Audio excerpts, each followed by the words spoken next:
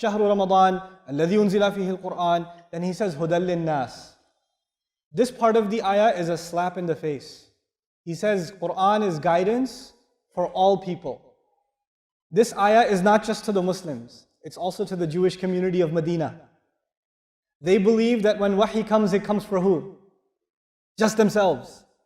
Just themselves. Allah says, no, you are not going to this time. This wahi is not just for you. It is for all people. Hudan lin nas. He didn't even say Hudan lil Arab, Hudan li Bani Israel, Hudan li Bani Ismail, Hudan li Bani Ibrahim. No. Hudan lin nas. This guidance for all people. This is one of the most beautiful things about our religion, folks. It is one of the most beautiful things about our religion.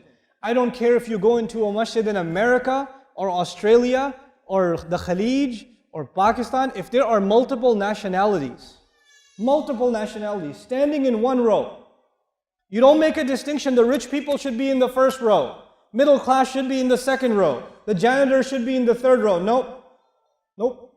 Everybody stands in the same row.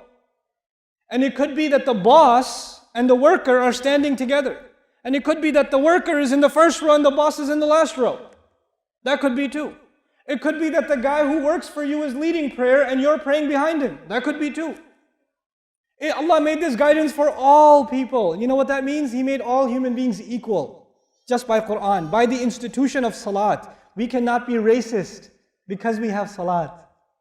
We cannot be supremacist. We cannot think my nation is better than your nation. My nationality is better than your nationality. My language is better than your language. My skin color is better than your skin color. My village is better than your village. We can't do it. And you know when we are reminded that we can't do that? When we stand together in salat. When Bilal radiallahu anhu is standing next to Uthman radiallahu anhu, we are reminded that we're equal. This is hudan linnas. That's what that means. You know why I'm highlighting that? Because I notice it in Muslims. I notice asabiyya in Muslims. I notice Muslims make fun of other nationalities, look down on them, talk bad about them, talk bad about people that speak a different language. The Arabi makes fun of the non-Arabi. The Bangladeshi makes fun of the Pakistani makes fun of the Indian. The Filipino makes fun of the Malaysian. What's going on here? Don't we make salat? Don't we make salat?